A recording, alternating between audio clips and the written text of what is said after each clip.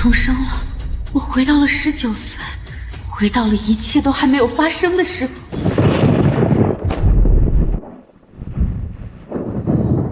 为什么？为什么？因为你是裴家的亲生女儿，而我只是一个养女。要不把你们都赶走，我怎么能继承裴家的家产？姐姐，你知道吗？爸妈临死前还叫着你的名字呢。妈妈生我时伤了身体，不能再生育。父母怕我孤单，在我7岁那年从福利院带回了裴雨嫣。钱是在你枕头底下发现的，你还狡辩！爸，我真的没有让妹妹来偷钱，你相信我。爸爸，别怪姐姐。把她带下去，没有我的允许，不准踏出房门一步。父母总是相信她从小听话懂事，而我就爱闯祸。后来在裴雨嫣的引导下，爸妈彻底厌弃了我。裴雨嫣诬陷我在爸妈的饭里面下毒争家产，爸妈和我断绝了关系，把我赶出了家门。从今天起，裴家没有你这个女儿。好好享受你最后的时光吧，姐姐。裴家的一切，包括你的未婚夫，现在都是我的了。裴景瑜，你不会以为我真会娶你？偷偷告诉你，我接近你都是为了雨嫣。裴雨嫣、陈明，如果能重来一次，我一定不会让你们得逞。上一世，我被父母厌弃，被关禁闭，被逐出家门，最后被裴雨嫣和陈明联手折磨致死。裴雨嫣、陈明，你们害我一生，这一世我绝不会重蹈覆辙。谁在说话？听着好像是锦瑜的声音，可是我明明没看到他开口，难道我听到的是他的心声吗？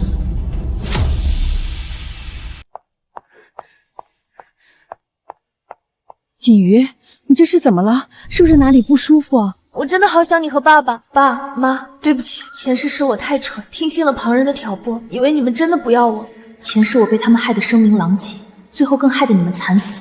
这一世我一定护好你们，绝不让裴家落入这对狗男女手中。傻孩子，说什么胡话呢？我和你妈不过是忙了2天年会没回家，怎么就弄得跟生离死别似的？就是，快把眼泪擦擦，今天这么多宾客看着呢，年会马上开始了，别让人家看了笑话。姐姐，你怎么了？脸色看上去不太好，是不是生病了？妹妹放心，我好得很。倒是妹妹你怎么和你姐夫一起来的呀？他为什么会这么问？难道是发现了什么？不可能，我和陈明的事情一直隐藏得很好，他不可能知道。姐姐，你误会了，我只是在酒店门口刚好碰见姐夫，看他一个人才顺路一起进来的。锦瑜，雨嫣心思单纯，你别吓唬她，我们之间清清白白能有什么？妹妹，瞧你紧张的，脸色都白了。我不过是看气氛太闷，跟你们开个玩笑罢了。陈明哥哥，我怎么觉得裴锦瑜今天有点不对劲？别胡思乱想，他那个脑子能看出来什么？走，我们也过去。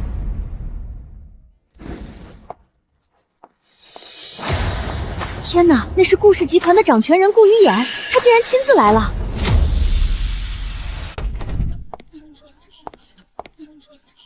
顾玉言，前世我为了陈明那个渣男，不惜跟爸妈决裂，寻死觅活，甚至把和他的婚约拱手让给裴雨嫣。谁在说话？什么前世？什么渣男？可当我被赶出家门，流落街头时，只有他默默帮我。爸妈遇难后，也是他顶着压力料理后事，甚至为了替我报仇，被陈明和裴雨嫣联手陷害，落得个双腿残废的下场。是他在说话，可是我明明没看到他开口，难道我听到的是他的心声？裴雨嫣端着香槟过来，肯定没安好心。前世他就是这样，假装给我整理衣服，然后不小心把整杯香槟泼我身上，让我在所有人面前出丑。姐姐，你的衣服上面有点脏了，我来给你弄一下。哎呀，雨嫣，怎么这么不小心，洒了一地？他真的想泼酒，和锦瑜心里想的一模一样，这不是巧合，我真的能听到锦瑜的心声。姐姐，你是不是生气了？我知道你一直都不太喜欢我，但是你也不能想在这种场合泼我呀。又来这套，我都听腻了。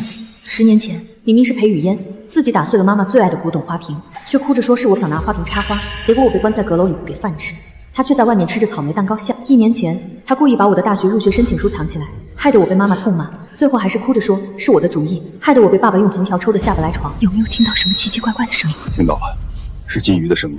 从他来到我们身边的时候，我就开始听到了，可他刚才根本没张嘴，这到底怎么回事？难道咱们女儿中邪了？怎么会突然听到她心里的声音？先别慌，看情况好像只有咱们2个能听到。今天宾客太多，等晚宴结束回家咱们再慢慢查清楚。哎呀，妹妹，真对不起，我刚刚还以为你是要泼我呢，就挡了一下。姐姐真不是故意的，你能不能不要怪姐姐了？不就是装绿茶吗？谁不会是？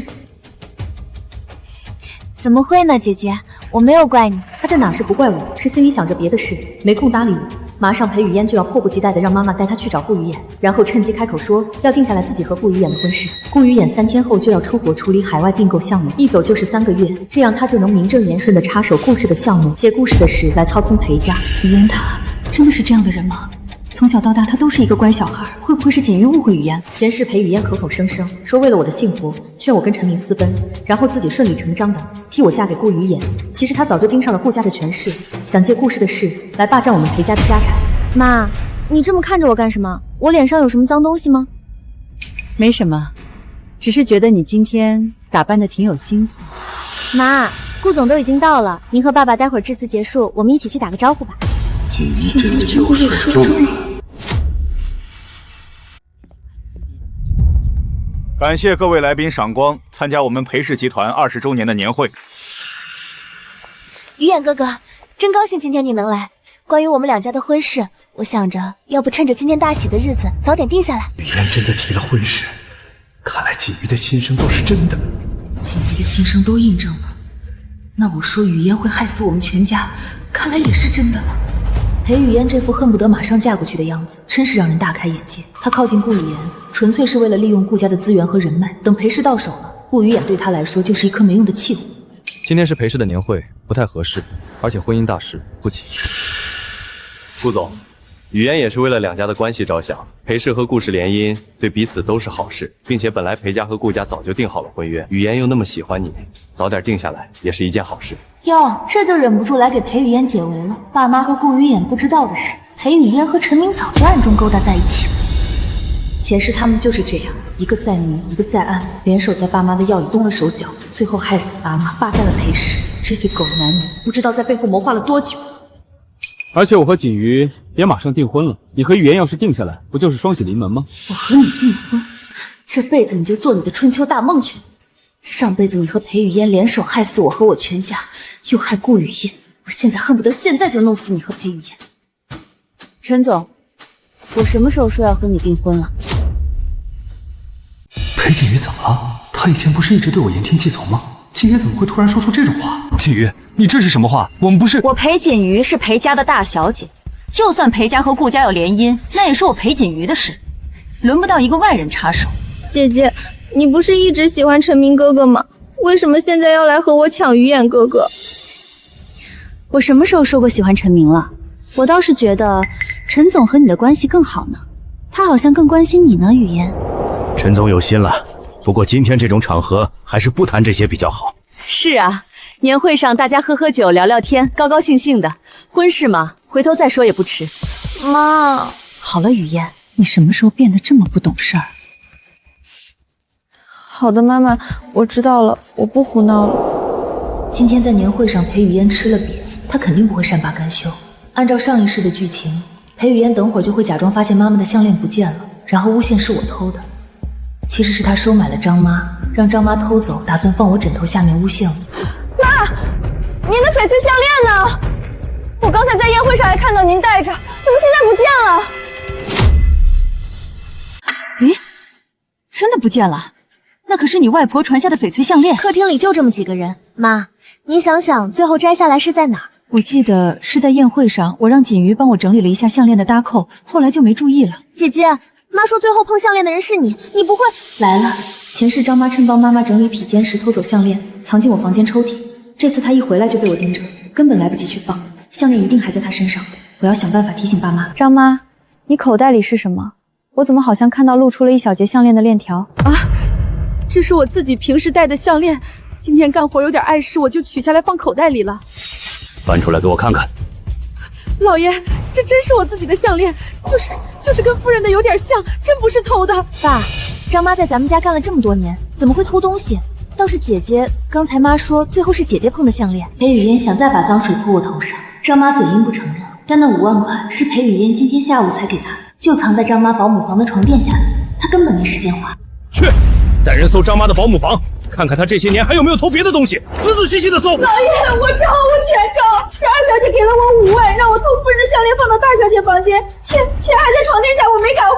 裴雨嫣，你还有什么话说？爸，我只是一时糊涂。回房间反省，再敢动这种心思害锦瑜，别怪我不念父女之情。锦瑜，妈妈差点又糊涂了。这一次终于守住了爸妈的信任。裴雨嫣，你的把戏我会一件一件拆穿。七元，好久不见了，我想死你了。如烟，你怎么来了？也不提前说一声，我好让厨房准备你爱吃的菜。咱俩什么关系啊？还用提前说？我就是想给你个惊喜。柳如烟，她怎么会来？前世她可是从来没在我19岁的时候出现过。看来我重生之后，有些事情也变了。阿姨好，您来啦。雨嫣也在啊，真是越来越漂亮了。那眼睛、那鼻子、那嘴巴，简直一个模子刻出来的。柳如烟，你藏了这么多年的私生女，真当这世上没人看得出来？什么？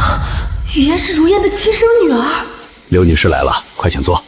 柳如烟是我妈19岁就认识的闺蜜，几十年好的跟亲姐妹一样。前世我就是太信任她，才让她和裴雨嫣钻了那么多空子。如烟和我是几十年的闺蜜了，她怎么可能做出这种事？可是锦瑜的心声果然有问题，他们肯定在谋划什么。柳如烟，你既然送上门来了，那就别怪我把你的老底一点点掀出来。这一世，你们一个都别想跑。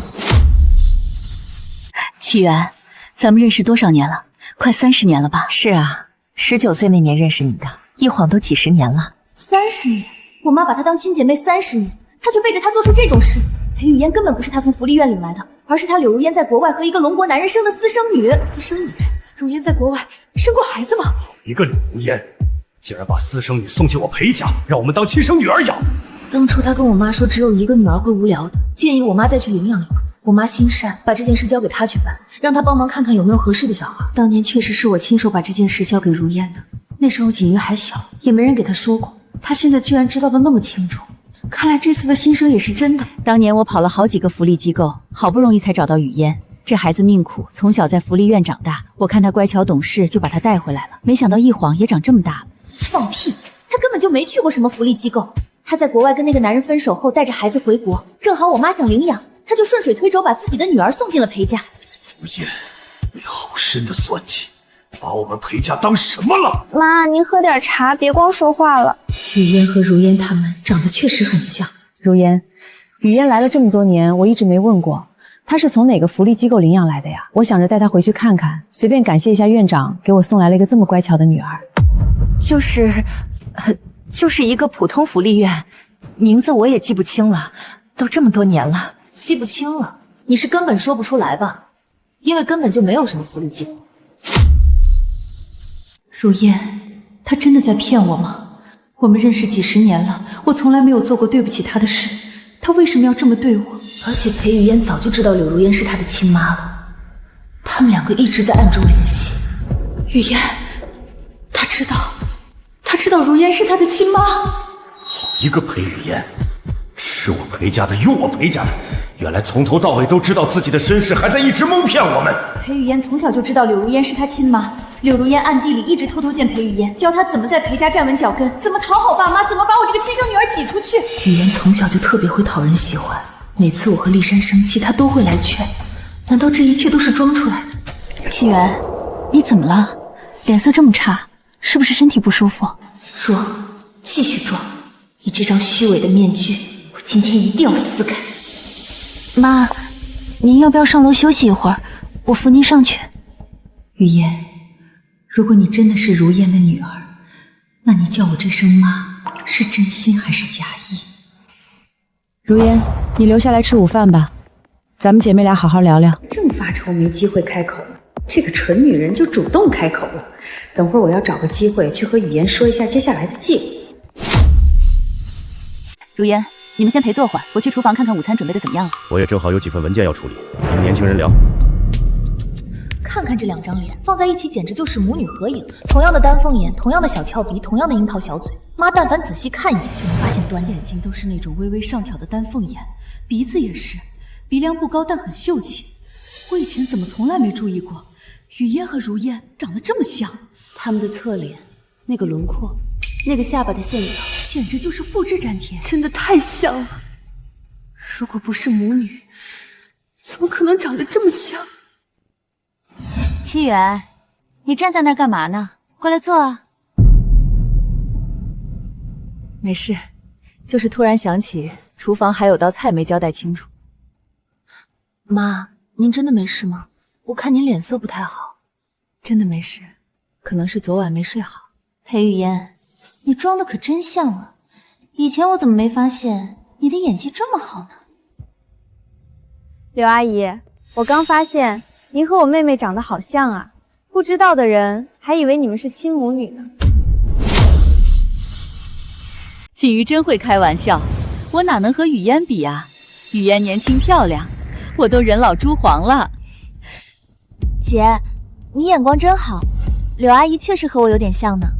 他们刚才那个眼神，分明是慌了。锦瑜一句玩笑话，他们紧张什么？七远，你坐着歇会儿，我去厨房给你做几道你爱吃的菜。如烟，不用麻烦，家里有厨师。不麻烦，我想亲手做你最爱吃的糖醋排骨和清蒸鲈鱼，我记得清清楚楚。妈，我也去帮忙，正好跟柳叶学几道菜。一个要做菜，一个要帮忙，配合的真好，正好给你们创造点单独相处的机会。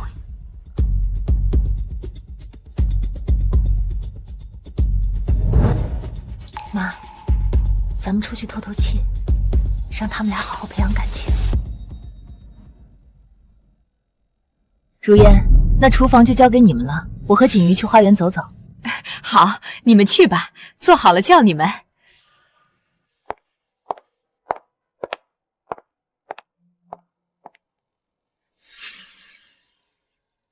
锦瑜，你故意那么说，是想试探他们。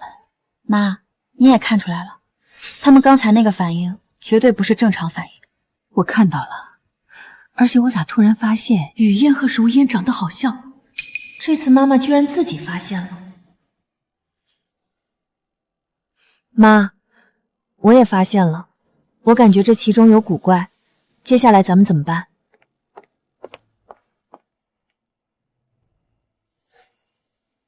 我们在这边可以听到他们俩的谈话。妈，我真的受不了这一家人了。妈，裴雨嫣真的叫柳如烟吗？她真的是柳如烟的女儿？过分的事需尽快，不能再等了。股份？他们在说什么股份？裴丽珊不好对付，而且张启源已经开始怀疑我了。他们在说我，他们到底在谋划什么？那就加快动作，给他们下药。什么？柳如烟，我待你如亲姐妹，你竟然想害死我和我的丈夫，还有裴雨嫣。我养了她10几年，竟然也想我们死。妈，别怕，有我在，我们先不要打草惊蛇，装作什么都不知道。好，妈听你的。柳如烟、裴雨嫣，你们的狐狸尾巴终于露出来了，这一世我要让你们付出代价。七元，我还有事儿，我就先走了，有时间了再一起逛街。雨嫣，你去送一下你柳姨。好的，妈妈。丽珊、锦瑜，你们跟我来书房，我有话要说。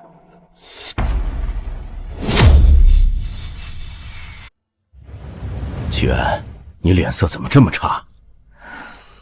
丽珊、锦瑜，我有2件事必须告诉你们。第一件事，雨嫣不是领养来的，她是柳如烟的亲生女儿。什么？雨嫣是柳如烟的亲生女儿？好一个柳如烟，好一个裴雨嫣！我们裴家待他们不薄，他们竟然合起伙来骗我们！骊山，是我引狼如烟。当初要不是我让如烟去办领养的事，雨嫣也不会进我们裴家。齐远，这不是你的错，是他们太歹毒了，你也是被蒙在鼓里。还有第二件事，我躲在走廊的窗户外面，听到柳如烟和雨嫣说必须尽快拿到股份，还说要给我们下药，在物品中动手手脚，制造意外拿走遗产。柳如烟、裴雨嫣，你们让我妈这么痛苦，我一定要让你们付出代价。你别气坏身子，我这就去把裴玉嫣那个白眼狼赶出家门。爸，等一下！锦瑜，你拦着我干什么？难道你要眼睁睁看着他们害死我们？爸，我不是要拦你，我是想说，现在还不是揭穿他们的时候。锦瑜，你什么意思？现在不揭穿他们，难道还要等他们真的下手害我们？爸，你冷静想想，裴雨嫣在我们家生活了10几年，名义上她可是裴家的养女。如果我们现在揭穿她，外界会怎么看我们？锦瑜，你的意思是，裴雨嫣现在手里还有我们裴氏集团的股份，当初爸妈心软，给了她5%的股份，对吧？是有这回事。当时想着他既然进了裴家，就是一家人。可是现在我们知道，她根本不是领养来的孤儿，她是柳如烟的亲生女儿。这5%的股份本来就是她骗到手的，是我当年签了字，把股份转给她。妈，这不是你的错，是他们欺骗了你。但现在我们必须冷静，不能把股份白白送给他。锦瑜，你说的对，如果现在闹掰了，裴雨嫣手里那5%的股份就是个隐患。5%的股份虽然不多，但落到竞争对手手里，或者被柳如烟利用，对公司的影响不可小觑。而且，现在揭穿他们，我们没有确凿的证据。锦瑜说的对，那些话只能证明他们在密谋，但不足以作为法律上的证据。那你说我们该怎么办？我们要以静制动，让他们自己露出更多的马脚。爸妈，我们现在需要做的是先想办法把裴雨嫣手里的股份拿回来。股份的事儿确实棘手，当初转让的时候手续齐全，现在想拿回来，需要他自愿签字转让。他当然不会自愿，但如果我们设一个局，让他不得不交出来呢？锦瑜，你有什么办法？裴雨嫣之所以想要裴家的产业，无非是为了钱。如果我们给他一个更大的诱饵，让他主动放弃这5%的股份呢？更大的诱饵？你是什么意思？裴雨嫣一直觊觎顾家的势力，她想嫁给顾雨嫣，借顾氏的事来壮大自己。如果我们利用这一点，让她为了更大的利益而放弃手里的股份呢？你是说，让她用股份来换取什么？没错，我们可以制造一个假象，让她觉得有一个更大的机会在等着她。但那需要她用手里的股份来做交换。金宇，你这个思路不错，但具体要怎么做？我们可以设计一个投资项目，表面上看起来利润丰厚，但需要裴氏的股份作为敲门砖。裴玉妍如果想参与，就必须先把手里的股份交出来。这能行吗？他会上当吗？妈，相信我，只要让他觉得有利可图，他一定会上钩的。好，就按锦瑜说的办，先把股份拿回来，再揭穿他们的真面目。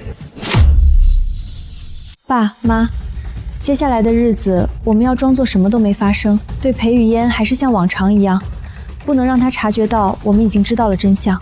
好，妈会注意的，我不会让雨嫣不会让裴雨嫣看出破绽的。公司那边我会安排。锦瑜，你说的那个投资项目具体怎么操作？爸，你可以放出风声，说裴氏准备和海外一家大公司合作，利润非常可观，但只有持有一定股份的人才能参与。你的意思是让裴雨嫣为了参与这个项目，主动把手里的股份交出来？不完全是，我们要让他觉得这是一个千载难逢的机会，他可以用手里那5%的股份换取一个更大的回报。可是如果他不答应呢？妈，他一定会答应的。他贪婪又心急，他不会放过任何一个赚钱的机会，而且他做梦都想要更多的资源来壮大自己。锦瑜，你长大了，这段时间你变了很多，变得冷静聪明了。爸，我只是想保护这个家，保护你和妈。锦瑜，妈以前对不起你，妈太糊涂了，总是相信雨嫣而不相信你。妈，别说了，那些都过去了。现在最重要的是，我们一起对付柳如烟和裴雨嫣，绝不能让他们的阴谋得逞。我们一家人齐心协力，一定能度过这个难关。柳如烟和裴雨嫣的阴谋一定会被彻底粉碎。柳如烟、裴雨嫣，你们以为你们赢定了？这一世，我裴锦瑜绝不会让你们得逞。裴家的产业，爸妈的性命，我都会守到底。妈，您多吃点海参，补补身子。看您这2天气色一直不太好。假好心，背地里跟柳如烟商量在物品中下手脚害爸妈，现在装孝顺给谁看？等圈套布好，看你还怎么演。谢谢你，雨嫣。跟你们说件事儿，裴氏近期对接了一家海外新能源企业，合作项目回报率极高，门槛是需要持有集团股权才能参与投资。爸，这个项目很高吗？普通人没办法参与吗？上钩速度倒是快，一听见高收益就藏不住心思，就等他主动提出用股份换入场资格。项目体量庞大，海外合作方只允许持股股东入场，普通员工没有参与权限，持股越多，可投入的资金份额越高，分红也成倍上涨。爸，我手里不是有5%裴氏股份吗？是不是拿着这份股份就能参与项目？他果然惦记着用现有股份换取高额收益，丝毫没想过这份股份本就是靠欺骗得来。按理说是可以，但项目入场需要抵押名下股权作为担保，项目结束后股权才会返还，风险不小。我和你爸原本不打算让你掺和。妈，风险我不怕，这么好的机会错过太可惜了，我愿意拿出我的股份做担保。既然你执意要参与，下午我让律师拟定股权临时转让协议，签字后股份暂时交由公司保管，项目落地完成就归还你。谢谢爸，我随时可以签字。协议已经拟好，你确认清楚条款，自愿拿出5%股份抵押参与海外新能源项目。签字后，股份暂时交由裴氏集团保管。心急成这样，连协议内容都懒得细谈。等签完字，这份靠欺骗得来的股权就再也不属于他了。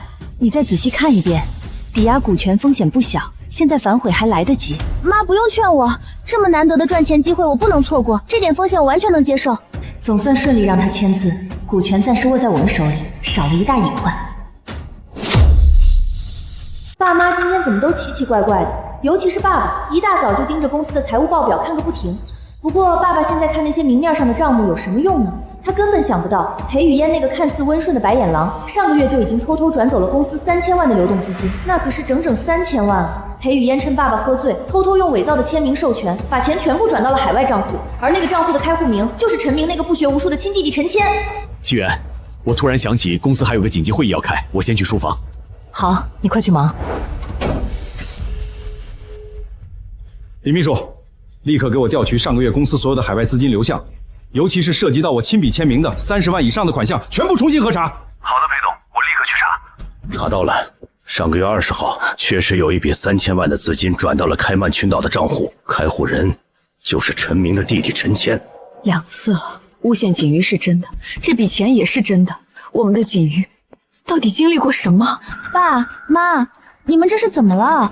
脸色这么难看，是不是公司出什么事了？公司的事情还轮不到你来操心，做好你自己的本分。该死，老家伙今天吃错药了，怎么突然对我这个态度？难道那笔钱被发现了？不可能，我做的那么隐秘，一定是裴锦瑜又在爸妈面前说了什么。陈明哥哥，你快来裴家一趟，爸妈不知道怎么了，突然对我很凶，我有点害怕。雨嫣别怕，我这就过去，不管发生什么事，我都会护着你。裴伯父、裴伯母，我来看看锦瑜。锦瑜，你脸色不太好，是不是太累了？我给你带了燕窝，待会儿让张妈炖给你喝。假惺惺，明明是和裴雨嫣商量好了来演戏的，还装得这么关心我。陈明哥哥，你来了。锦瑜，你最近是不是压力太大了？我看你最近总是心事重重的，有什么烦心事可以跟我说。没什么，可能是年会太累了。对了，裴父，我听说城南那个项目审批快下来了，周末我朋友新开了一个温泉山庄，不如咱们一家人去散散心，顺便聊聊项目的事儿。他哪是请我们去散心，他是想借这个机会让裴雨嫣偷爸爸的私章。前世他们就是趁爸爸泡温泉的时候，把私章唾了膜，伪造了城南项目的假合同，骗走了裴氏2个亿。哎呀，爸妈，我最近心情不好，不想看见水，不想去泡温泉，我想去多晒晒太阳。我们周末去露营吧。锦瑜不想去泡温泉，那没关系，你想去哪儿我都陪你。露营也挺好的，我正好新买了一套露营装备，咱们可以一起用。姐姐，陈明哥哥对你可真好，我都羡慕了。陈总费心了，不过锦瑜说她不太想去，那就算了吧。是啊，雨嫣也需要在家休息，就不去了。没事，那我们就改天再约。锦瑜，那我就先走了，你好好休息，有什么事随时给我打电话，我随叫随到。该死，老家伙不去温泉，司章的事只能另想办法了。我昨晚想了一宿，知道错了，今天特意做了你们爱吃的肉包和银耳羹，你们尝尝。雨嫣有心了。肉包里面放了点蟹黄粉，爸爸对蟹黄过敏，他是故意的，想让爸爸吃了过敏起疹子，他好趁机溜进书房。丽珊，你上周体检，医生不是说你最近不能吃太油的东西吗？这肉包你别碰了，我吃。是啊，差点忘了。这肉包里面放了蟹黄吗？雨嫣，你不知道你爸爸蟹黄过敏吗？对不起，爸爸，是我疏忽了，我给忘记了，对不起，我真不是故意的。我去开门。鱼眼哥哥，你怎么来了？快进来。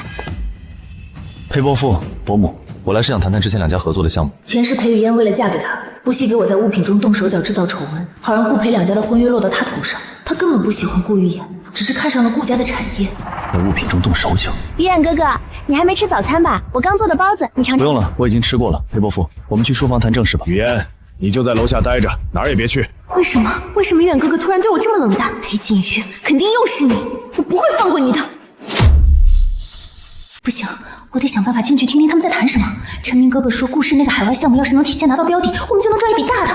裴雨嫣又在打什么歪主意？哦，我想起来了，他是想趁着顾熙元来家里谈项目的时候，偷偷溜进房偷看顾氏的竞标文件，然后和陈明联手，害得顾氏损失了5个亿。可惜今天我不会让你得逞。裴景瑜说的是下个月 A 市矿产的竞标案，得想个办法进去，哪怕偷听到一点也行。雨嫣，你在这里做什么？爸爸和顾总在里面谈正事呢。我给爸和雨念哥哥送水果。水果放下，你回房间去，这里不需要你。爸，我就是看你太辛苦了，想帮忙而已。裴二小姐，商业机密不适合外人同听。外人？他叫我外人？活该，顾玉言可不是前世那个被你们耍得团团转的冤大头了。前世他到底是什么人？顾总，有件事我想问你，你是不是也能听到金宇的心声？裴伯父，你也能听到？不止我，齐远也能听到。从年会那天起，我们就发现能听见锦瑜心里的声音。起初以为是幻听，可后来他心声里说的每一件事都被验证了。无线头项链，还有这笔转移到陈前账户的资金，全都说中了。我在年会也听到了他的心声，我还以为是我的错觉。目前看来，只有我齐远还有你能听到。锦瑜自己似乎并不知道这件事。阿燕，这件事情重大，还请你务必保密。裴伯父放心，我顾雨燕以人格担保，绝不会向任何人透露半个字。如果裴锦瑜的心声都是真的，那裴雨嫣和陈明的阴谋远比我想象的更深。以后我必须多加小心。锦瑜，下周有一场慈善晚宴，是由多家豪门联合主办的。裴家作为主办方之一，需要全程参与筹备出席。我们家的人都需要出席，你来挑一下你想穿哪套衣服。妈，你的眼光一向很好，我都听你的。妈，姐姐，我知道错了，我想弥补我的过错。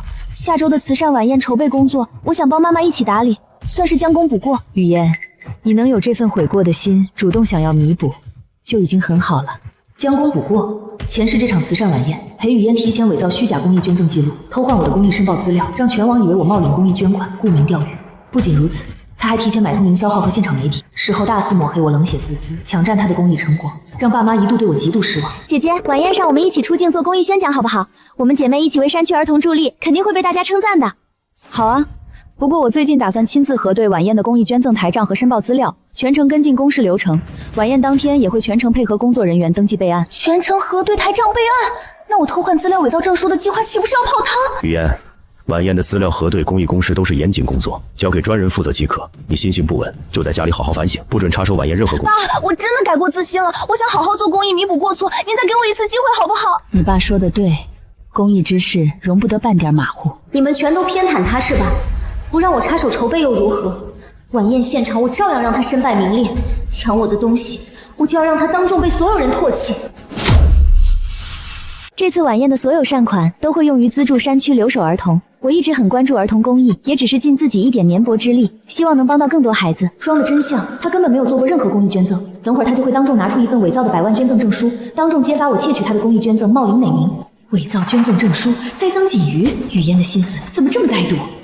立刻联系公益基金会，核实本次晚宴所有捐赠名单、金额及备案证书，调取裴雨嫣、裴景瑜两人的全部捐赠记录，速速拿来，当场核对。是，裴总。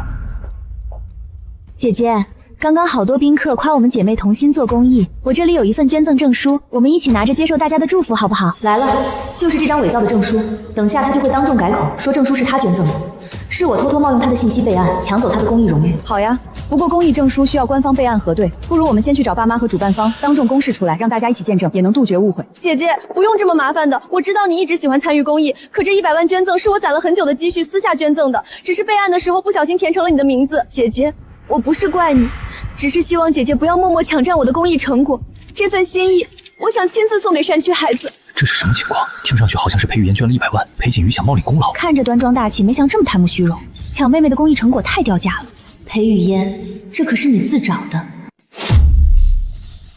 大家别误会姐姐，姐姐应该不是故意的，只是我筹备了这么久的公益，不想最后成果不属于自己而已。我从未捐赠过这笔100万善款，也从未抢占任何人的公益成果。既然妹妹说证书是她的，那我们就等官方备案记录出来，当众核对，真假自有定论。晚宴筹备至今，从未私自备案过任何大额捐赠，更不存在冒领成果一说。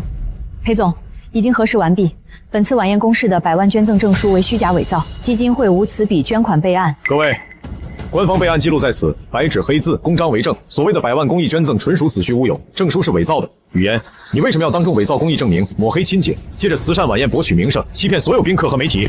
爸，我没有伪造，我真的准备了100万捐款，应该是银行转账出了问题，款项没到基金会账户而已，我真的没有骗人，爸爸，你相信我。既然这样的话，那不如你现在立刻给公益基金会转入100万，当众补齐这笔善款。自然可以，既然是公益善举，我自然不会食言。若非裴景瑜步步点破，估计裴雨嫣只会空拿虚名，分文不捐，甚至抹黑自己的亲姐姐。一场误会而已，小女性性单纯，做事考虑不周，才闹出这般乌龙。如今善款已如实到账，公益成果作数，此事就此接过。又是他这个贱人！不行，我要尽快把我和顾雨嫣的婚事定下来。这对老夫妻已经怀疑我的计谋，不能再拖了。金宇，最近晚宴的事我听说了，你受委屈了。哎呀，我没事呀，爸妈都为我证明了，这就是一场雨嫣不小心弄出来的乌龙，雨嫣已经给我道歉了。我知道你心里一定不好受，雨嫣一时糊涂做错了事，连累你被众人议论。我想单独跟你聊聊，随便好好跟你聊聊我们之间的误会。好啊，下午3点，蓝山咖啡馆见。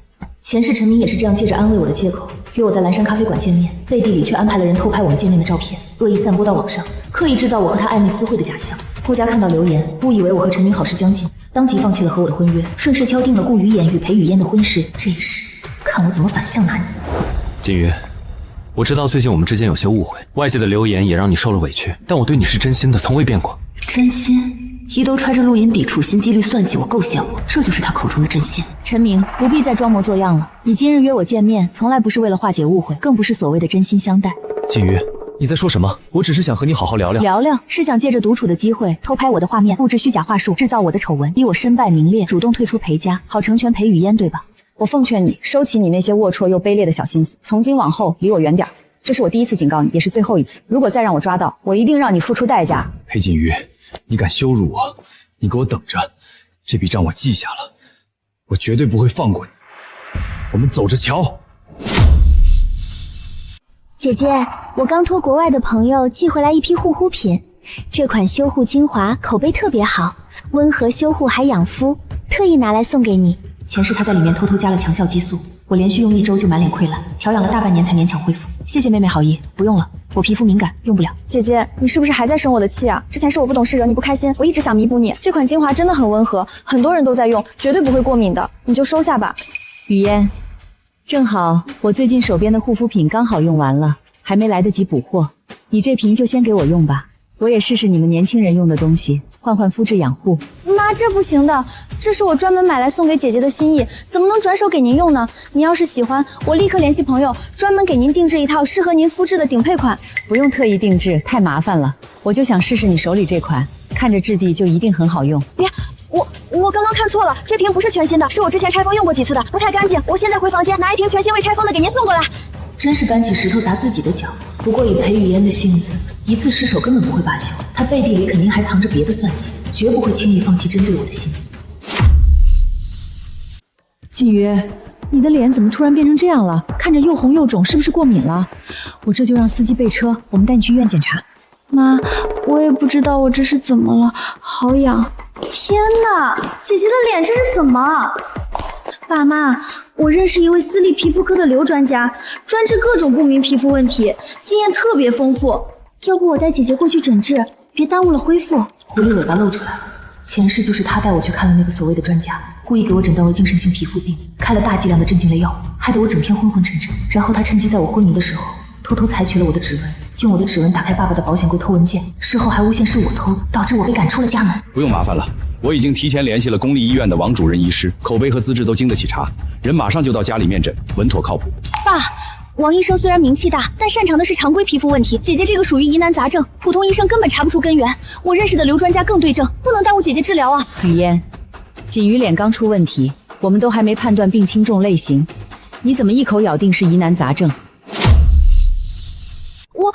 我就是看着姐姐脸上红疹蔓延的快，看着很严重，随口猜测的而已。妈，你别多想。这红疹是我用辣椒素自己抹的，就是为了试探她。果不其然，她慌了。不用特意找专家，我这皮肤问题来得蹊跷，我不想随便用来路不明的药方，稳妥检查就好。你极力推荐的那位刘医生，是不是仁和医院的刘振远？爸，你怎么知道的？我不仅知道他是谁，我还知道这位刘医生近期和陈明来往密切。你执意要让锦玉去找他看病，究竟是想治病，还是想借着看病的由头继续算计你姐姐？爸，不是你想的那样，我真的只是想帮姐姐治病，我根本不知道她和陈明有牵扯。爸爸，我真的没有，你相信我，爸爸。够了，从今天起，你正式被赶出裴家，永远不得踏入半步。爸，我错了，求你再给我一次机会。机会？你给了锦瑜机会吗？管家，把他丢出去。锦瑜，爸爸知道你受委屈了。裴雨嫣做的那些事儿，一件件一桩桩，爸爸都记着呢。以后不会再让任何人欺负你。谢谢，有爸爸和妈妈在，我什么都不怕。裴雨嫣终于被赶出去了，前世她害得我家破人亡，这一世总算扳回了一局。但裴雨嫣不会就此罢休，后面还有更多的斗争等着我。锦瑜，以后爸妈永远站在你这边，那个裴雨嫣再也别想踏进裴家半步。这场豪门慈善马术嘉年华是圈内每年初秋固定举办的公益盛会，专为偏远山区贫困儿童募捐助学资金，不少商界大佬、世家名流都会专程赶来参与。虽是慈善赛事，也是京城上流圈子的重要交际场合，各家子弟齐聚，也算一场公开的名流聚会。干爹，您快看，这位就是我的亲姐姐裴锦瑜。林振邦，前世裴雨嫣就是傍上了这个港商，他在京城势力庞大，裴雨嫣认他做干爹，无非是看中了他在圈子里的人脉，想借着他的势力在上流圈子站稳脚跟。裴小姐果然容貌出众，气质卓然。早听闻裴家有位大小姐，今日一见，果然气度不凡，颇有顶级世家的大家风范。林先生过虑了，倒是妹妹离开裴家不过短短数日，便能攀上您这般厉害的靠山，这份本事着实让人佩服。姐姐说笑了，干爹只是心善，看我无依无靠，处境可怜，才愿意收留我罢了。哪像姐姐，自幼有裴家兜底撑腰，万事无忧，自然什么都不用惧怕。今日的马术竞技赛，初衷本是慈善公益，何必为了些许小事伤了自家和气？裴小姐，我听闻你骑马，要不我让人安排一匹性情最温顺的马，你上场体验一二。不会骑马，前世的我可是顶尖马术高手，驰骋赛场从无败战，只是无人知晓罢了。林振邦主动顺水推舟邀我骑马，没安半点好心，定然是暗中藏了算计。既然是林先生好意，那便劳烦林先生费心安排了。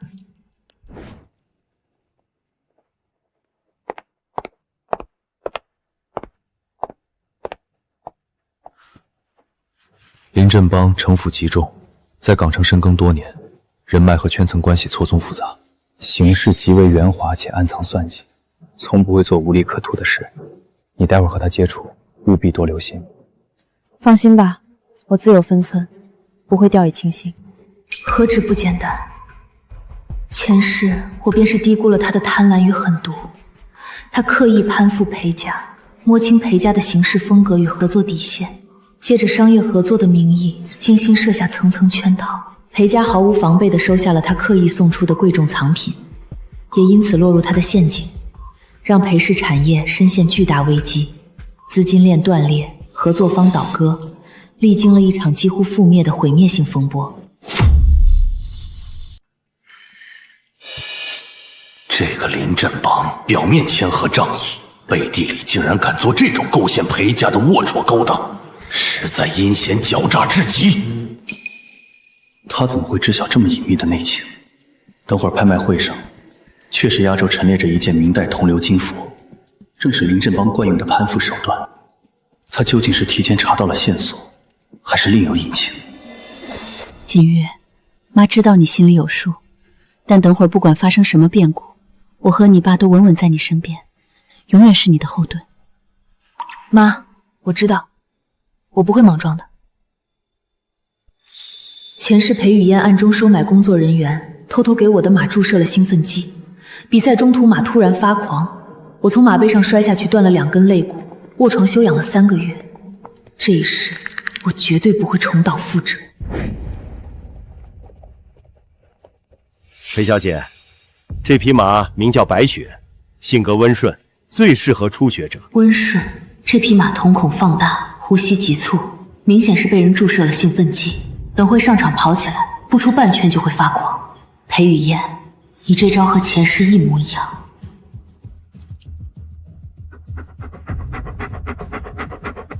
林先生，这匹马不太对劲，瞳孔扩散，呼吸急促，鼻孔还有白色泡沫，应该是被人注射了药物。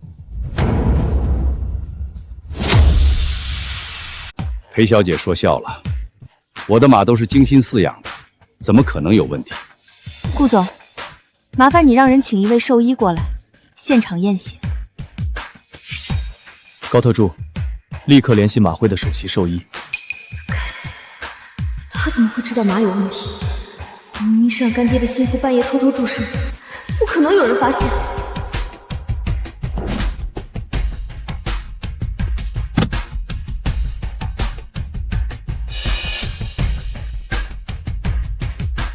顾总，血样里确实检测出高浓度的拟交感神经兴奋剂，这种药物会让马匹在高速奔跑时突然发狂，极具危险性。林先生，你的马被人动了手脚，你是不是该给个解释？这肯定是有人故意陷害。我的马场管理严格，不可能出现这种情况。是吗？那不如查查监控，看看昨晚谁来过马厩。顾总，监控查到了，昨晚凌晨2点，有一个穿黑色斗篷的人潜入马厩，在白雪的饲料里加了东西。那人右手腕上戴着一个红色编织手链，和裴二小姐手上的一模一样。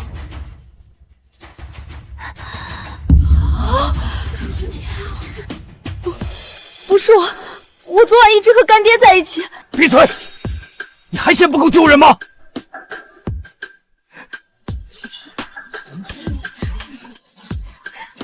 林振邦，今天的事裴家记下了。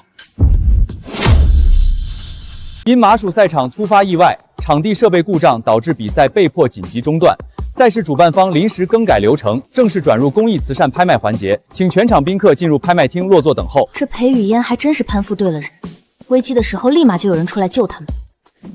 裴锦瑜，你别得意，今日马术赛场让我当众出丑的这笔账我记下了。接下来的慈善拍卖会，我一定要抓住机会，让你当众翻车，身败名裂，彻底毁掉你所有光环。各位来宾，为大家带来本场压轴拍品。清代御用掐丝珐琅鎏金摆件，这件摆件出自宫廷造办处，经多位资深收藏专家核验，保真无误。本场起拍价500万。前世这场拍卖会上，裴家为了抢占收藏资源，拉拢人脉，不惜加价至2000万高价拍下。可这根本不是什么传世珍品，只是林振邦找人精工复刻的高仿赝品。上一世裴家高价入手赝品，他暗中放出造假黑料，让裴家陷入舆论危机，股价暴跌，借此吞并资源，彻底搞垮裴家。启源，接下来的拍卖过程中，不管现场竞价多么激烈，不管旁人如何加价追捧，我们裴家的人绝对不能举牌竞价，1分钱都不能投入，切记不要沾染这件藏品。裴锦瑜，既然你不让我好过，那你也别想全身而退。我在这杯红酒里加了东西，只要你喝下这杯酒，不出片刻就会神志不清，行为失控，彻底沦为全场的笑柄。拙劣老套的手段，翻来覆去也就这点心思。同样的把戏，你还想在我身上玩第2次？裴雨嫣，你未免太过天真。哎呀，妹妹，真是不好意思，手滑了。没关系，这杯酒里的料还是留给你自己享受吧。这药只要不是喝下去，应该就不会有事吧？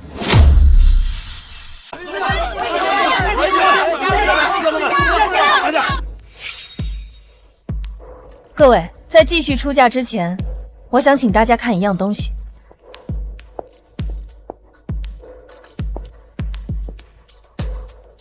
林先生，你这掐丝珐琅鎏金摆件的底座用的是现代工业胶水吧？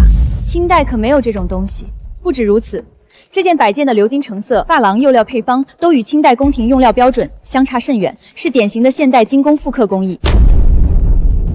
林先生，你刻意复刻高仿藏品，伪造专家鉴定证书，大肆炒作稀缺价值，刻意引诱各大企业高价接盘，借机重创对手企业，这套商业算计未免太过阴狠了。林先生，伪造藏品资质，蓄意策划商业欺诈，当众恶意投药陷害他人，这几件事需要你给在场所有人以及警方一个合理的解释。不会的。做得好，锦瑜。爸，这种假货骗骗外行还行，想蒙我还差得远。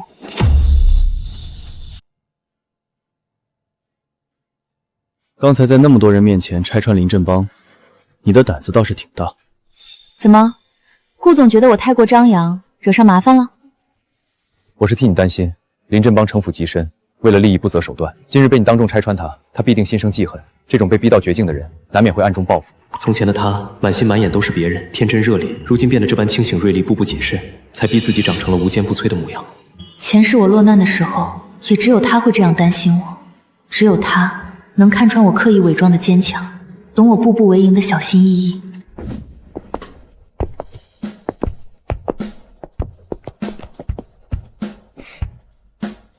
会骑马吗？当然会，前世我可是拿过马术比赛冠军的，不过不能让他知道。不太会。我教你。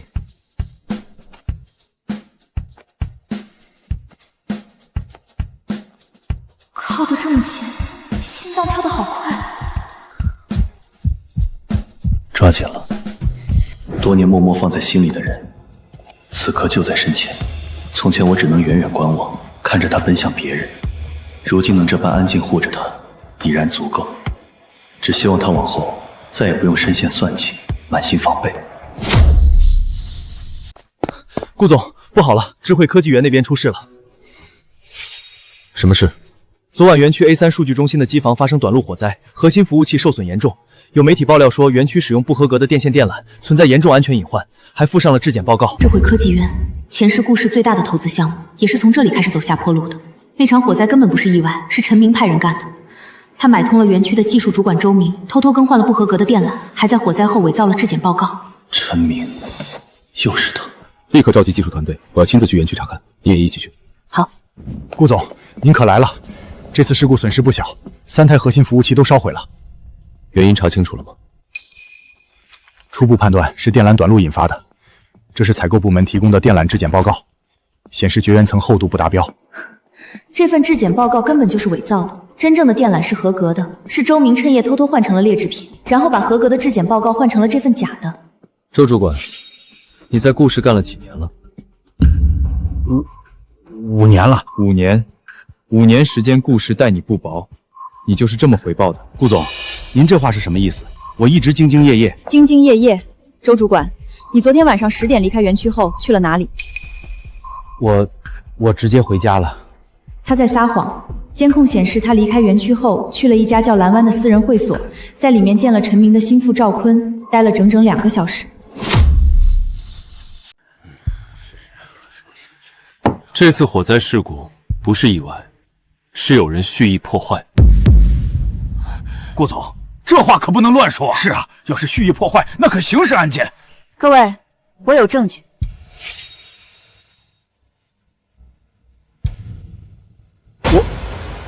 我是回去检查设备的。检查设备需要带着工具箱里的电缆吗？而且，你检查完设备后，为什么直接去了蓝湾会所见了这个人？这个人叫赵坤，是陈明的私人助理。好你个周明，竟然吃里扒外，勾结外人害公司，然后做出这种事儿，良心被狗吃了吗？不是这样的，我只是。周主管，你老婆李秀琴上周在瑞士银行开了一个新账户，存入了200万美金，汇款方是陈明控制的空壳公司宏远贸易。你偷换合格电缆，使用劣质品，导致短路火灾，事后又伪造质检报告，想把责任推给顾氏的采购部门。周明，你背后的指使者是谁？我也是被逼的。陈明他威胁我说，如果我不配合，就找人对我女儿下手。所以你为了保自己的女儿，就不顾园区几百号工人的性命。周明涉嫌故意毁坏财物，危害公共安全，移交治安局处理。立刻联系法务部起诉陈明及其关联公司。各位媒体朋友，关于智慧科技园 A3 数据中心的火灾事故，顾氏已经查明真相，是一起有预谋的破坏行为，幕后指使者将受到法律制裁。顾总，有传言说顾氏使用不合格建材，请问这是真的吗？顾氏所有建材均采用国际一流标准，经得起任何检验。真正的问题是有人收买了内部人员，偷换了合格产品。各位，我是裴锦瑜，这次能及时发现真相，是因为我发现了一些不对劲的地方。左边是顾氏采购的合格电缆的质检报告，右边是火灾后发现的那份所谓的不合格报告。大家注意看，2份报告的编号、日期格式，甚至公章的印泥颜色都有细微差别。而且，我在机房的角落里发现了这节电缆的铜锌纯度远低于标准，绝缘层使用的是回收塑料，明显是劣质产品。但它外面的包装和品牌标识却和顾氏采购的正品一模一样。裴小姐，请问幕后指使者是谁？这个问题我不方便回答，只不过我知道指使者的目的不只是毁掉一个数据中心那么简单，他们想毁掉的是顾氏的信誉，是投资者对顾氏的信心。今天表现得很好，那顾总打算怎么奖励我？你想要什么？我想要你请我吃一顿大餐。好，带你去吃最好的。少爷，您快点回来吧，老爷子要不行了。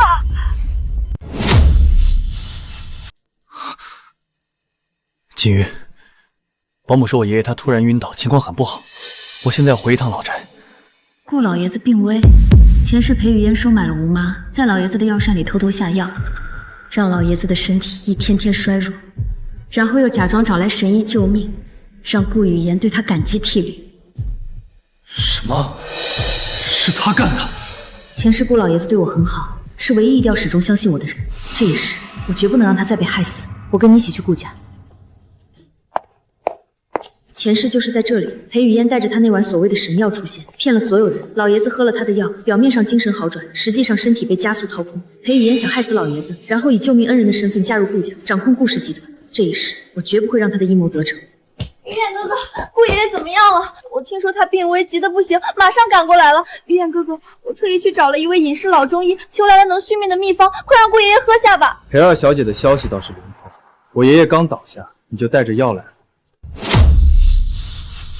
于燕哥哥，我是担心顾爷爷，我听说他病危，心都碎了，你就让我试试吧，这个药真的能救命。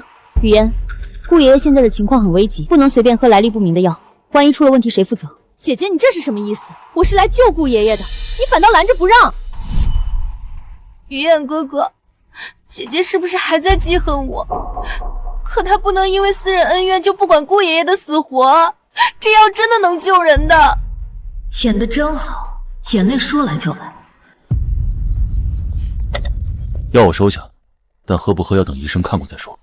于燕哥哥，顾爷爷等不及了，每多等1分钟就多1分危险啊！于燕，让医生过来检查一下这碗药的成分吧，这样放心些。我已经叫了私人医生过来。检查成分，不行。虽然药本身不会有问题，但如果医生发现这只是普通的补药，不是所谓的秘方，我的谎言就会被拆穿。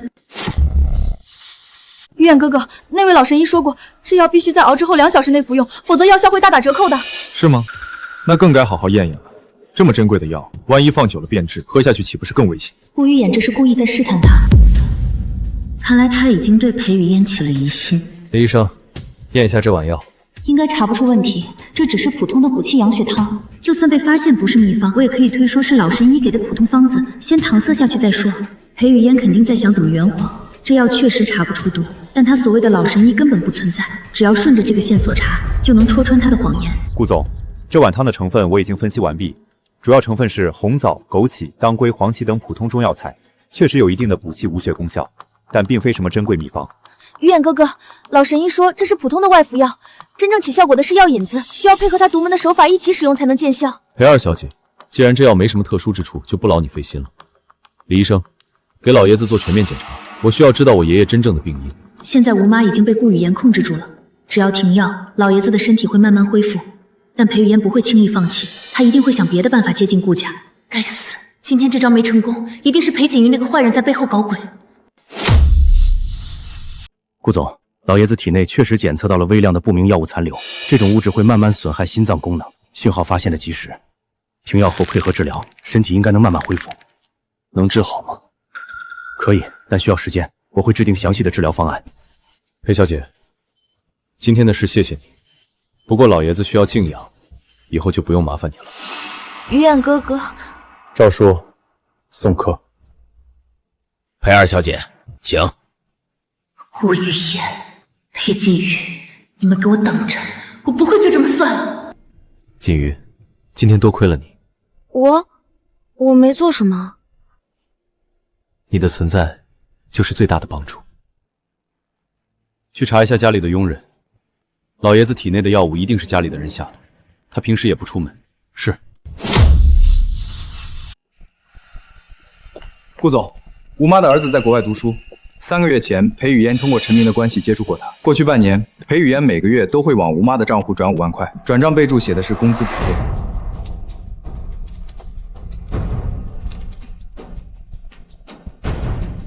还有呢，吴妈昨晚10点多偷偷去了厨房，在老爷子的药膳里加了一包白色粉末，监控拍得清清楚楚。果然和前世一模一样，裴雨嫣就是让吴妈在晚上的药膳里下药，在物品中动手脚。而且吴妈每次加完药都会把药粉包装烧掉，冲进水道。要不是监控拍到了，根本找不到证据。金鱼，我看你刚才的反应，好像是知道裴雨嫣不安好心啊。我也不是很确定，但是裴雨嫣最近刚被我们家赶出去，我觉得还是防着点她比较好。而且裴雨嫣之前在我家也用过类似的手段，收买佣人陷害我。原来是这样，谢谢你。对啊，女人的直觉很准的。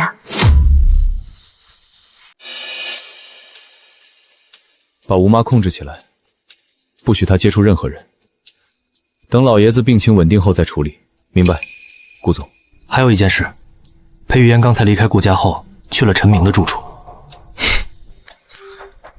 果然是一伙的。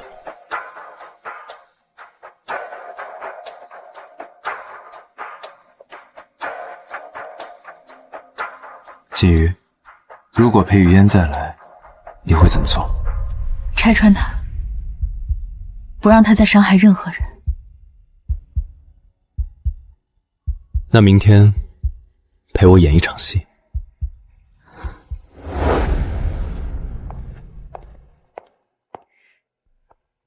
赵叔，我放心不下顾爷爷，特意买了些补品过来看看他。裴二小姐，老爷还在休息，少爷吩咐了，任何人不得打扰。我就看一眼，不会打扰顾爷爷的，求你了，赵叔。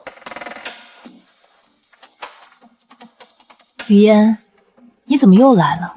昨天不是让你不用费心了吗？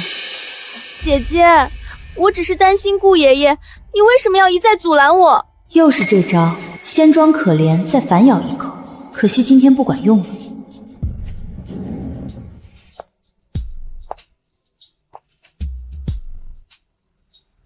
裴小姐来得正好，我正想找你。于远哥哥，你找我有事？你昨天带来的药，李医生验过了，就是普通的中药汤，没什么特殊功效。于远哥哥，我可能被骗了，那个老神医也许是江湖骗子。是吗？那这5万块又是怎么回事？过去半年，你每个月给吴妈转5万块，备注是工资补贴。可吴妈是顾家的人，你凭什么给她发工资？我只是看吴妈家里困难，资助她的。说的真好听，可吴妈已经招了，你就别装了。吴妈全都招了，她说你威胁她，让她在老爷子的药膳里动手脚。玉山哥哥，你相信我没有，是吴妈诬陷我。诬陷？那你解释一下，为什么每次你来了之后，老爷子的身体就会变差？顾雨嫣证据确凿，裴雨嫣这次逃不掉了。完了，顾雨嫣都知道了，我得想办法脱身。于远哥哥，我承认我错了，是我一时糊涂，可我是被人逼的。是陈明，都是陈明逼我这么做的。他说如果我不害顾爷爷，他就毁掉我的名声。果然要把锅甩给陈明，前世他也是这么干的，把责任都推给别人，自己装受害者。陈明逼你，那你自己又得到了什么？我什么都没得到，我只是想活下去。雨嫣，你每次都把责任推给别人，上次在裴家也是，说是别人逼你的，可你自己又做了多少坏事？姐姐，你为什么要落井下石？我一直把你当亲姐姐呀。亲姐姐，你诬陷我偷项链，在陈明面前说我坏话的时候，有没有想过我是你姐姐？裴雨嫣，从今天起，你不要再出现在顾家，也不要再出现在我面前。于远哥哥，于远哥哥，你不能这样对我，我是真心喜欢你的。喜欢我？你喜欢的是顾家的钱和权势吧？我在你心里就这么不堪吗？我为了靠近你，小心翼翼讨好所有人，我从来没有过半分私心。事到如今还在嘴硬。高特助，送他出去。从今往后，顾家所有场地永久禁止他踏入半步。好，我走。顾家我不稀罕。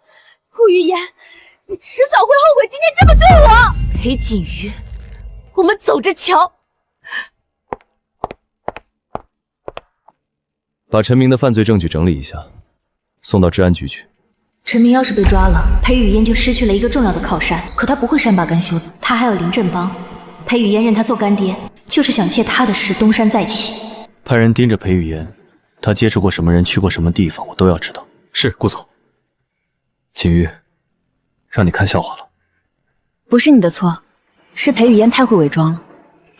前世他也是这么骗过了所有人，直到最后才露出真面目。这一世，我绝不会让他得逞。谢谢你，一直站在我身边。前世他也是这样默默守护着我，可我却瞎了眼，把真心给了陈明那个渣男。这一世我不会再错过了。于言，爷爷，我在，您感觉怎么样？我好多了，是锦瑜救了我吗？顾爷爷，是李医生治好了您，我只是陪了您几天。傻孩子，于言都告诉我了，是你发现了有人在物品中动手脚，你才是爷爷的救命恩人。顾于远什么都跟老爷子说了，那老爷子岂不是也知道裴雨嫣的所作所为了？锦瑜啊，爷爷看出来了，你是个好孩子，于远能遇到你是他的福气。顾爷爷，您别这么说。爷爷，您刚醒来，别说太多话，好好休息。于言，裴玉嫣那个女人的事你要处理好，不能让她再祸害别人了。您放心，我已经在处理了。陈明已经被抓了，裴雨嫣也在监视之中。陈明被抓了，太好了！前世他害死了我爸妈，这一世总算让他得到了报应。但裴玉言不会就此罢休的，他一定会去找林振邦，借他的力量反击。锦瑜，以后常来顾家玩，爷爷喜欢你。好，我会常来看您的。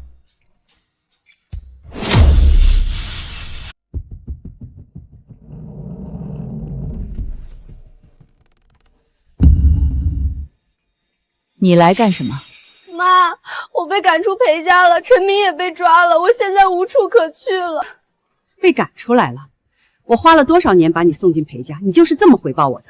连个裴锦瑜都斗不过，还有脸来找我？妈，是裴锦月那个贱人太狡猾了，他不知道从哪儿知道了那么多事，每次都能提前拆穿我的计划。废物！我柳如烟怎么会有你这么没用的女儿？我把你送到裴家那么多年，裴家的股份拿不到就算了，还被赶出家门，你的脑子是摆设吗？妈，我错了，你再给我一次机会，我一定会想办法的。机会？你现在还有什么机会？陈明进去，裴家不要你，顾家也不要你了，你就是条丧家之犬。妈，我还有筹码，林振邦还愿意帮我。林振邦？那个老狐狸会帮你一个一无所有的假千金？别做梦了，滚！别连累我。柳如烟，你也看不起我是吧？等我翻身那天，你们谁都别想好过。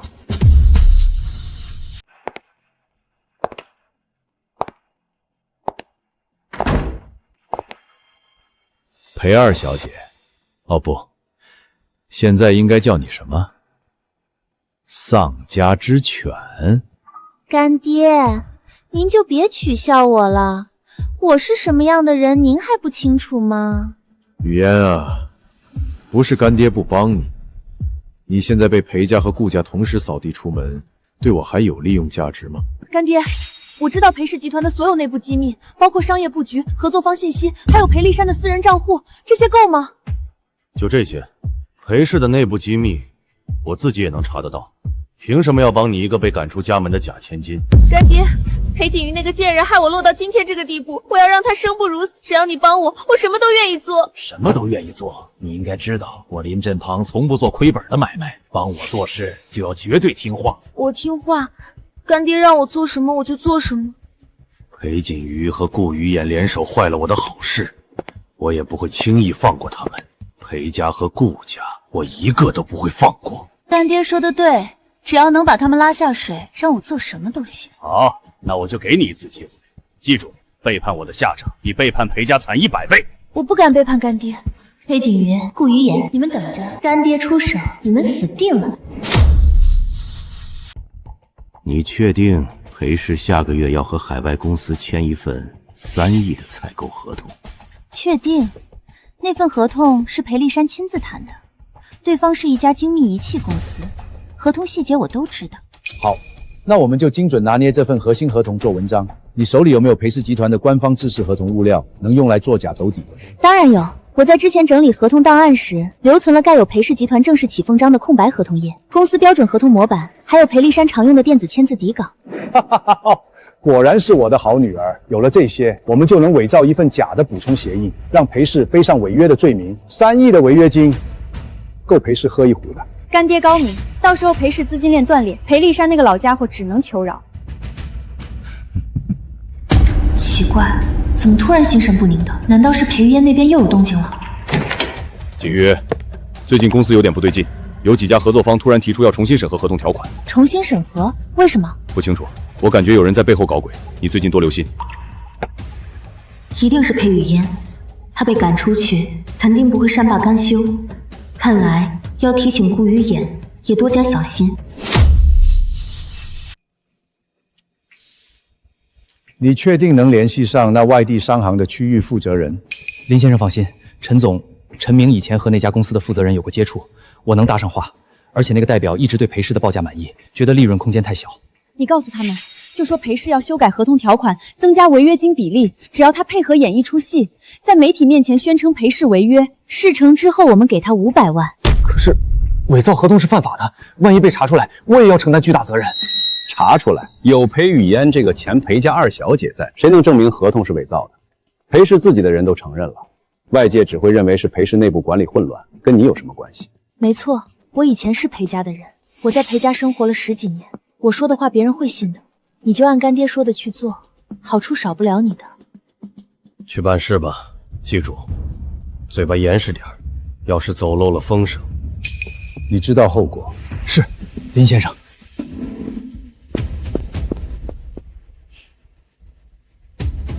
干爹，这次裴景宇那个贱人肯定反应不过来，等他发现的时候，裴氏已经背上3亿的违约金了，资金链一断，裴丽珊那个老家伙只能跪地求饶。不只是裴氏，顾家那边我也不会放过。顾雨言敢当众让我难堪，我要让他付出代价，身败名裂。顾雨言一直帮着裴景玉，他也不是好东西，干爹一定要好好教训他。裴先生，贵公司这是什么意思？我们合同都签好了，突然发过来一份补充协议，要求增加违约金到3倍，这就是你们的合作诚意吗？什么补充协议？我从来没有签过这种文件。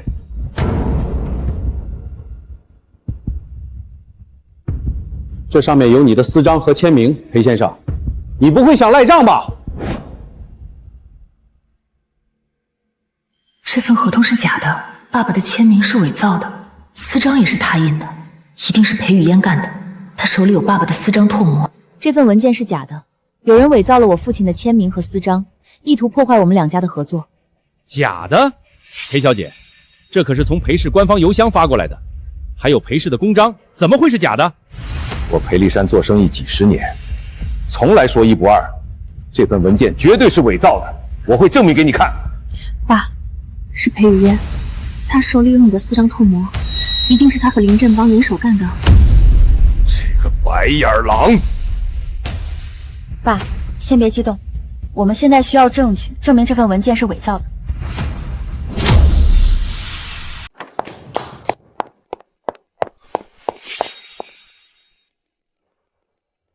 锦瑜，怎么了？玉言，出事了！裴雨嫣和林振邦伪造了我爸爸的签名，给外地合作商发了一份假合同。现在对方要求我们赔偿3亿违约金。果然是他们。我的人刚刚查到，林振邦最近和那家公司的负责人接触过。什么？他们已经联系上了？不仅如此，林振邦还在暗中收买你们裴氏的供应商，准备断你们的原材料供应。好狠毒的计谋，一方面用假合同制造违约，另一方面断掉供应链，这是要把裴氏往死里逼。于燕，我要反击，你能帮我吗？锦瑜，我说过，你的事就是我的事，不管对手是谁，我都会站在你身边。于燕，我需要你帮我查一个人，赵坤，陈明的心腹，他现在应该和林振邦在一起。高特助，立刻去查赵坤的下落，把他所有的行踪都摸清楚。是，顾总。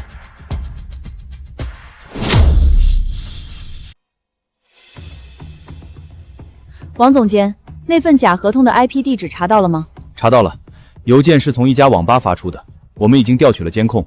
发邮件的人戴着帽子和口罩，看不清脸。网吧？裴雨嫣不会自己去网吧的，他那么讲究的人，一定是赵坤或者林振邦的手下干的。但他们不会想到，裴雨嫣以前发邮件有个习惯。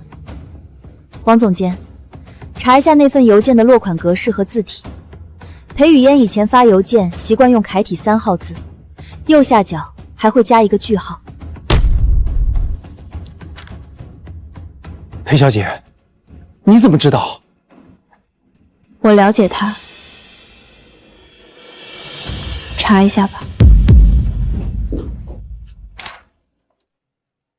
裴小姐，你说的对，那份邮件的格式和裴雨嫣以前发的一模一样，而且我们在文档属性里发现了他的电脑用户名残留。锦瑜，太好了，这就是证据。爸，这只是间接证据，我们需要更直接的，能证明林振邦参与其中的证据。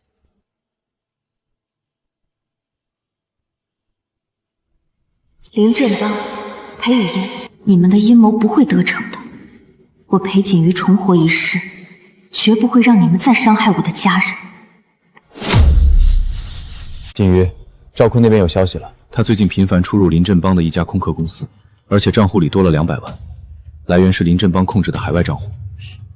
果然是他们，200万就买通一个人出卖灵魂。还有一件事，我查到林振邦准备对顾氏出手了。他收买了我们在城南项目的一个工程监理，准备在验收的时候做手脚。什么？他同时对裴家和顾家下手？林振邦的野心不只是对付裴家，他想把京城2大世家都拉下水，然后坐收渔利。于燕，我们联手吧。既然他要同时对2家出手，那我们就联手反击。锦瑜，你知道吗？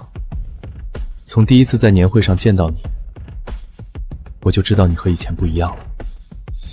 什么不一样？以前的你看人的时候眼睛是飘的，现在的你眼里有光，像是经历过很多事，突然醒悟了一样。他该不会发现什么了吧？重生的事不能说出去。人总会成长的嘛，经历了那么多事儿，我要是还那么天真，怎么保护我的家人？锦瑜，不管你怎么变了，在我眼里，你都是最好的。他说这话是什么意思？是在表白吗？于言，你这话什么意思？等这件事结束了，我告诉你。刘工，项目进度怎么样？还行，按计划进行。这个刘工有问题，前世林振邦就是收买这种人在项目里做手脚的。看来于眼说的对，林振邦已经渗透进来了。刘工，我听说你儿子最近要出国读书。裴小姐怎么知道的？随便打听了一下，出国读书花费不小吧？你一个小小的监理，哪来的这么多钱？我攒了很多年的。刘工，我给过你机会了，你自己说，还是我来说？顾总，我说，是林先生，林振邦给了我50万，让我在验收的时候睁一只眼闭一只眼，说他会在材料上动手脚。于言，看来林振邦是打算在建筑材料上做文章，用劣质材料替换合格的，等出了安全事故，故事就完了。这个老狐狸比我想象的还要狠毒。不过这也给了我们机会，我们可以将计就计，让他以为自己得逞了，然后在关键时刻反将一军。刘工那边搞定了，下个月验收的时候，只要出了安全事故，顾氏的股价就会暴跌，到时候我们再放出劣质材料的消息，顾于眼就完了，他的商业帝国会一夜之间崩塌。干爹英明，这一招太狠了。那裴氏那边呢？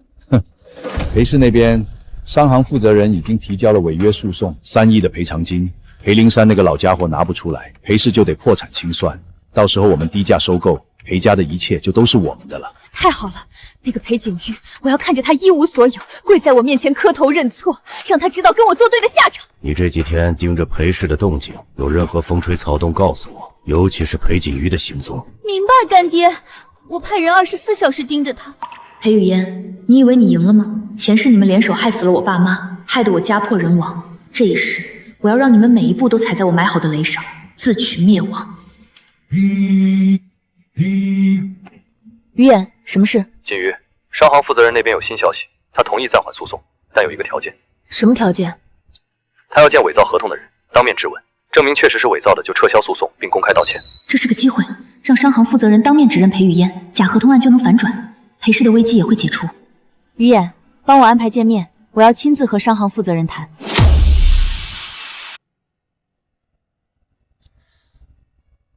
我们找到了伪造合同的人，而且我们有充分的证据证明这件事是有人故意陷害裴氏，意图破坏我们的合作。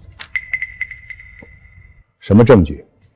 裴小姐，这件事关系到3亿的违约金，不是儿戏，请你拿出有力的证据。这是那份假合同的电子文档溯源报告，文档创建者的用户名是裴雨嫣，而且我们查到了发件邮箱的注册信息，虽然用了假名，但绑定的是裴雨嫣保姆张妈的手机号。张妈？那个保姆？张妈以前是我家的保姆，后来被裴雨嫣收买了，做了不少坏事。这件事她已经亲口承认了，我们可以让她当面对质。这是网吧的监控，虽然看不清脸，但这个人的身形和裴玉嫣一模一样，而且他手腕上的红绳手链，裴玉嫣也有一条，这是无法抵赖的证据。裴小姐，如果这些证据属实，那裴氏确实是被陷害的，我会重新考虑诉讼的事。裴氏和贵公司合作多年，从未有过任何违约行为，这次的事是有人蓄意破坏。我希望您能给我们时间，让我们彻底其真相，还裴氏一个清白。锦瑜，要不是你，这次裴氏就真的完了。爸爸老了，以后裴氏还要靠你。爸，裴雨嫣和林振邦不会就此罢休的，我们要做好打持久战的准备，他们一定还有后招。林振邦的罪行足够他在里面待一辈子了。伪造合同、商业欺诈、雇凶伤人、行贿受贿，数罪并罚，至少20年。裴小姐，好手段！我林振榜在商界混了几十年，竟然栽在你一个黄毛丫头手里。林先生，多行不义必自毙，你害了多少人，自己心里清楚。刘如烟呢？她跑了。她比你们聪明，知道什么时候该跑。裴锦瑜，你以为你赢了吗？柳如烟不会放过你的，她手里还有裴氏的股份，5%的股份，那是他骗人的。那份股权转让协议早就被我爸作废了，他手里什么都没有。